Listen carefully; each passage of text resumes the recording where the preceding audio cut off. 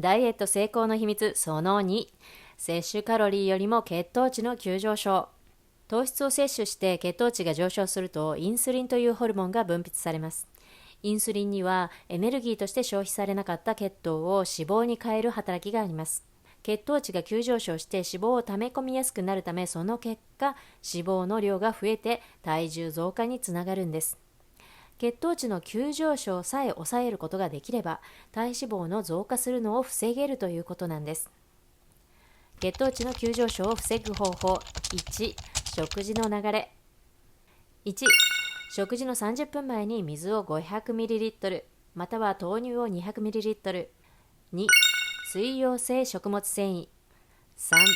タンパク質と脂質プラス炭水化物。4、食後15分以内の筋トレ。イギリスのバーミンガム大学の研究者が1日に 1.5 リットルの水を飲むだけで12週間後に平均 4.3kg 体重が減少したと医学誌オベイセティに発表しています。ただし毎食30分前に 500ml ずつの水を飲むというものです。単に1日に 1.5 リットルの水をちびちび飲んだだけではダイエット効果はなくて、3食の1食だけ食事の30分前に 500ml の水を飲んだ場合もダイエットの効果は確認できなかったそうです。毎食の食事の30分前に 500ml の水を飲む。そのことによって血液が希縮されて食後の血糖値の急上昇を抑制しているということ。さらに食前30分前に 500ml の水でお腹に満足感が得られて食事が減る傾向になるからではないかとされています。ベジファーストというのはダイエッターの間では近年常識化してきましたよね。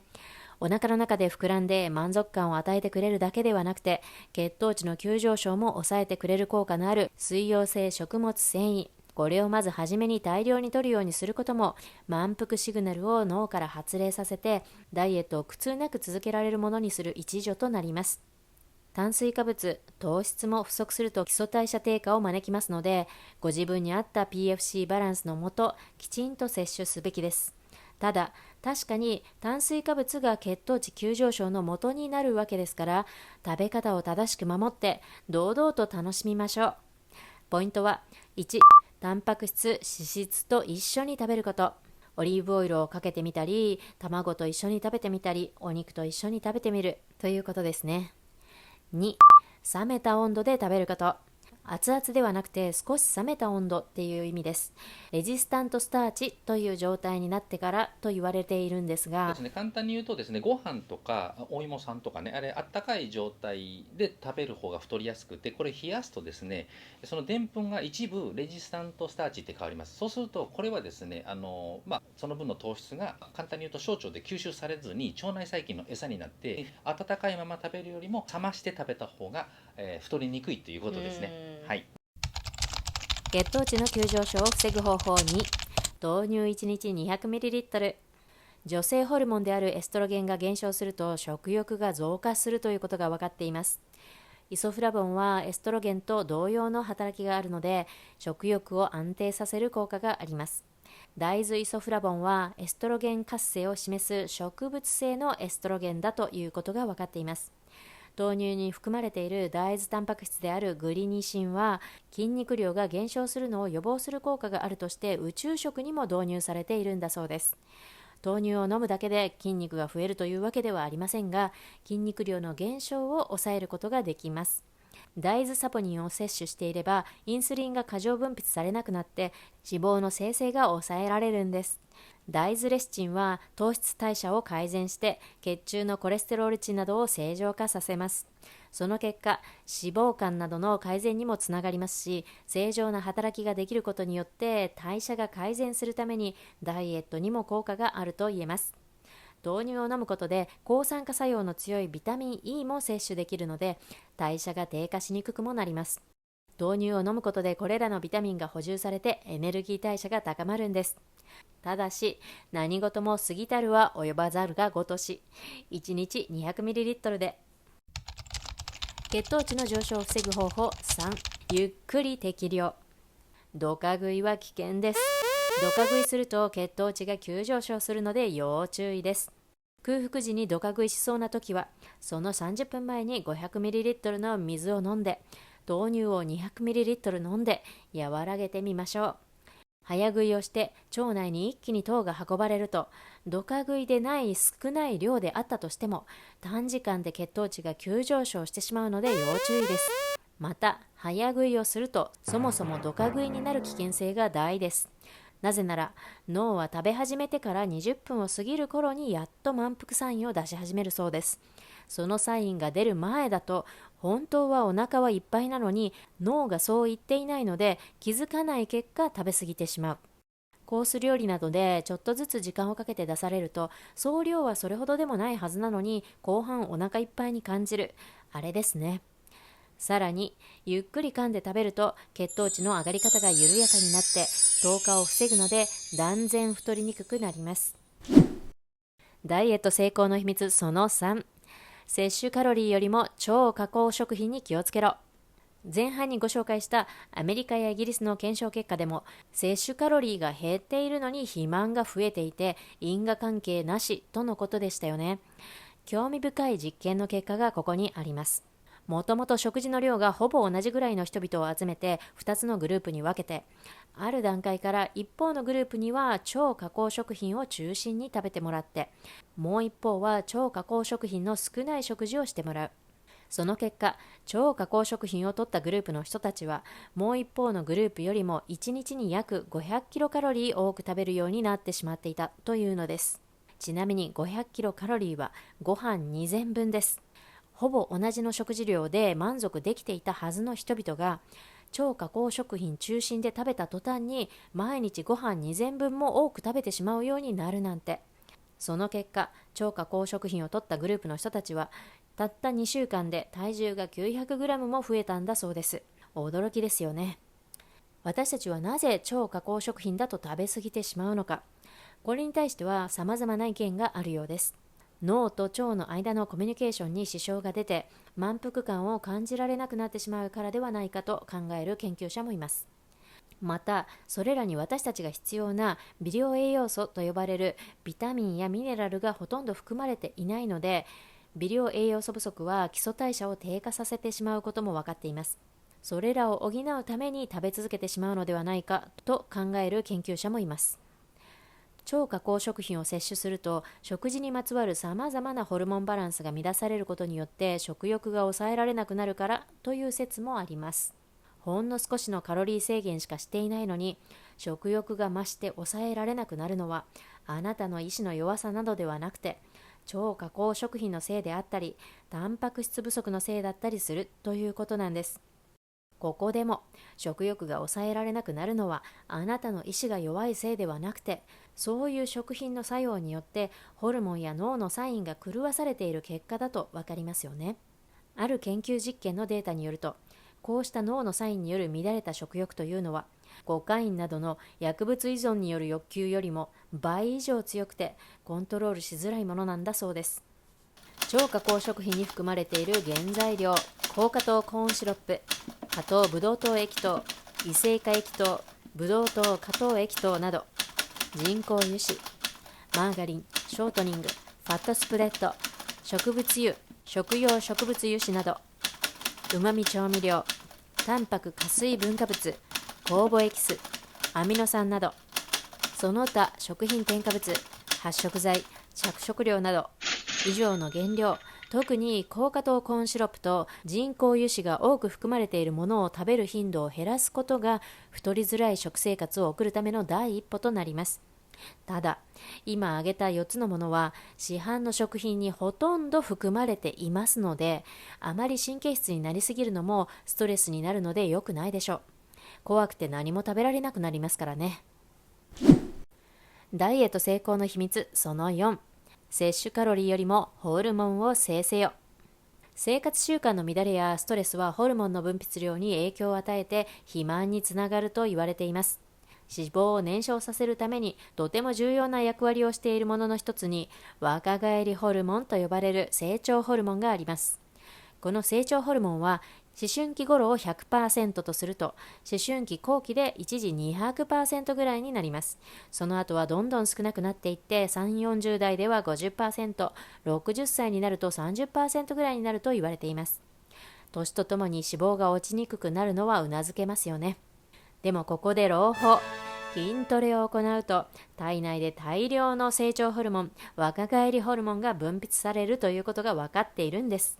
ですから美容面でも悩み大きい中高年世代の女性こそ適度な筋トレは積極的に行うことを絶賛おすすめです。成長ホルモンの分泌が活発になると言われているのは筋トレ時だけではありません。睡眠時、ノンレム睡眠、深い眠りの時に多く分泌されます。浅い眠りや睡眠不足は脂肪落としにも美容にも NG なわけです。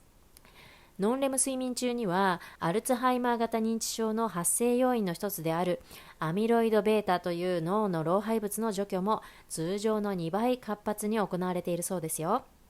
成長ホルモンの中には食欲を抑制する効果のあるホルモンレプチンが含まれています。寝不足になるとレプチン分泌は減少し、逆に食欲を高めてしまうホルモンであるグレリンの分泌が増えてしまいます。食べたい衝動に駆られたらぐっすり寝ちゃうに限りますね。もう一つ、成長ホルモンが活発に分泌されるのが空腹時です。お腹がぐーっと鳴るあの音は成長ホルモンが出ているよというお知らせ音だと思って食感の適切な空腹時間を作ること。ちょっと小腹が空いただけでちょこちょこ間食をするのではなくて、食べるときはしっかり食べて空腹時間を作ることが大事。スイーツを食べるなら間食としてじゃなくて食後のデザートにする。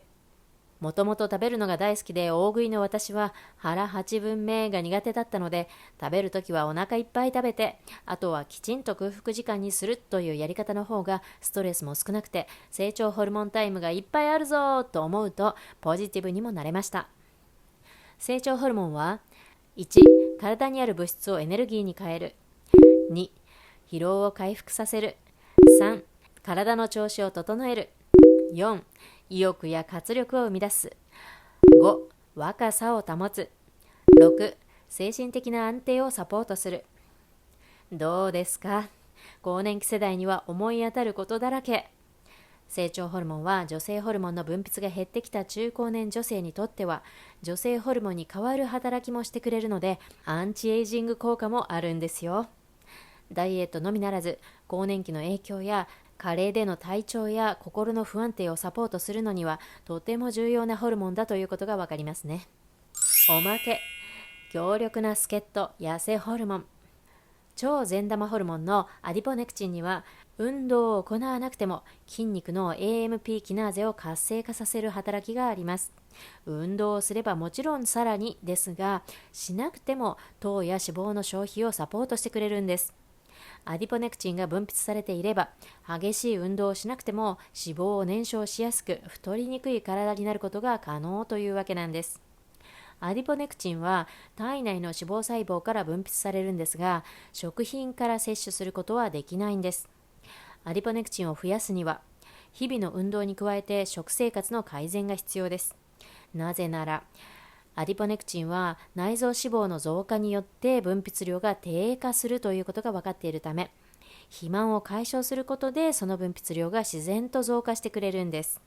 そのため普段の食生活を適切に改善したり適度な運動を行ったりすることでアディポネクチンを増やすことができるということなんです。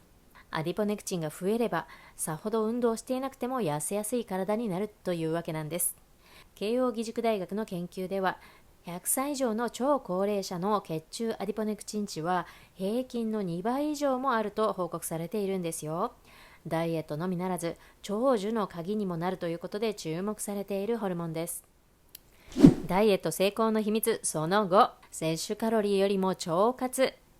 腸活、腸内フローラなどと腸が私たちの第二の脳だという話を聞くようになって久しいのですが、運動をする、睡眠をしっかりとるといったものから腸内細菌が好む食材を日々の食事に取り入れること、それから腸内細菌そのものを摂取するというものまで腸活には様々な方法があります。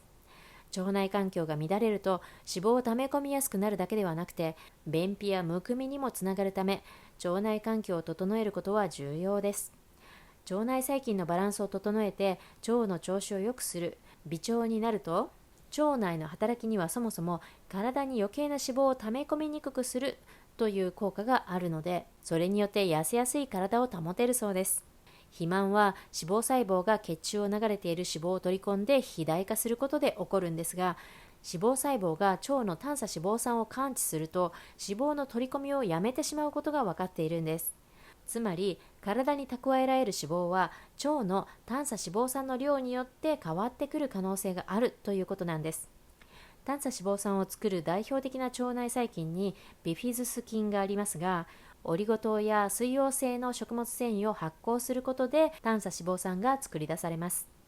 現代人は水溶性不溶性にかかわらず食物繊維の摂取量が必要量に足りていないと言われています。食物繊維は成人男性で1日あたりおよそ 20g 以上、成人女性で1日あたり 18g 以上摂取することが推奨されています。まずは食物繊維の多い野菜類、海藻類などを積極的に摂ることはダイエッターには必須です。特に水溶性食物繊維というのがダイエットの鍵になりそうですね。食物繊維って一言で言っても水溶性と、不溶性があってですね、意識していないとそのほとんどが不溶性食物繊維に偏ってしまいます。例えば皆さんが今日はお野菜食べたって言っても、例えばねレタスを食べたって言っても、そのレタス 100g に含まれる水溶性食物繊維って 0.4g しかないんですよ。ってなるとほとんどが不溶性で腸活にならないんですよね。なのでそういった場合、水溶性食物繊維の多い野菜とか食材を食べる、これがすごく重要なことになって、例えばらっきょうとかですと 100g あたり 18.6g 入ってたりします。あとオートミールだと 3. 何 g とかね、あとは、ごぼうですね。ごぼうなんかも水溶性食物繊維が多いので、ちょっとネットで調べるとね、水溶性食物繊維の多い野菜っていっぱい出てきますので、そこの中から、食べれそうなものをですね、積極的に選んで食べていただくのがいいんじゃないかなと思います。ありがとうございます、はい、レタスサラダよりごぼうサラダ、そういうことですねその通りでございます。ポイントその4、一撃で痩せる魔法の真実。脂肪燃焼といえば有酸素運動じゃ。有酸素運動では脂肪を、無酸素運動、つまり筋トレでは糖質をエネルギー源として使う。なので脂肪燃焼には有酸素運動というイメージがついていますし、間違いではないんですが、実は脂肪分解には直接関わりのなさそうな無酸素運動、筋トレも脂肪燃焼には必要なんです。女性は男性より皮下脂肪が多いので、有酸素運動と筋トレを両方行うことで体が美しく引き締まり、痩せる効果ももっと期待できるんです。一般的には脂肪燃焼を目指すんだったら筋トレからの有酸素運動の順番が良いと言われています。筋トレ後にタンパク質の合成が行われるのに 3,4 時間かかると言われていますので、3,4 時間以上空けてから有酸素運動をするのが望ましいです。運動がもたらすダイエットへの恩恵、健康への恩恵、そして美容面での恩恵はやはり絶大だというのはここまででかなりご理解いただけたと思いますが、運動だけでめきめき痩せて全てが解決するという問題ではないんですね。食事対運動は6対4。例えば受験勉強をするのに、その試験の出題は10問中6問が英語の問題で、4問が日本史の問題です。あなたが勉強時間の9割を日本史だけ頑張って試験を突破しようとしたら絶対に成功しませんよね。その試験の合格点は90点以上です。英語だけを勉強することにして日本史を捨ててしまったら90点はやはり取れないということは明白です。両方勉強しなきゃですよね。ただ痩せるだけだったら食事7割、運動3割だと言われています。でもこれはいわゆる減量ですよね。ボディラインは度外視でただ痩せるんだったらという感じです。ただ私の場合は食べることが大好きで極端に食事制限をかけたくないということと、しおれて痩せた体じゃなくて美しいかっこいい体になりたいという気持ちでボディメイクをしているので、そのような方向で頑張る方の場合、食事6割、運動4割の努力が適切だと思います。つまりいずれにせよどちらかだけではないということです。当たり前ですが、〇〇するだけで美ボディにという魔法は残念ながらありません。騙されちゃダメです。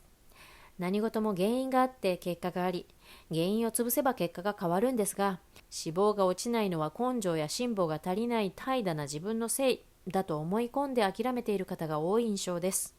そんな風に思う必要はありません。ちゃんと原因を理解して直視して潰していけばいいだけです。たった一つの原因で今の体になったわけではないのはわかりますよね。だからたった一つの魔法で解決するものでもないんです。だけど一つ一つ原因を理解して対処していけば必ず誰でも体を変えることができるんです。食事と運動という話で私事ですが、全く筋トレなどの運動をしていなかった20代30代の頃の方が、実はお顔のお肌もたるんで張りがなくて老け込んでいました。不思議な話ですが、筋肉を鍛えるようになってから、あくまで自分比ですが、年々まるで年を逆行していってる感じがします。体力的な元気さだけじゃなくて、美容面でも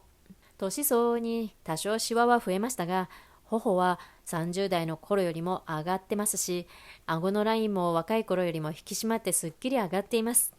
ただ、美容面でのこの効果は、筋トレを始めたのと同時期に食生活を正しく整えたということも大きな若返り原因だと思っています。若い頃は好き放題にめちゃくちゃジャンキーな食べ方をしていたんで、人の体は毎日コツコツ食べたもので作られて、どのように体や筋肉を使うかで作られるんですから、当たり前ですよね。なので食事6割、運動4割、両方大切なんです。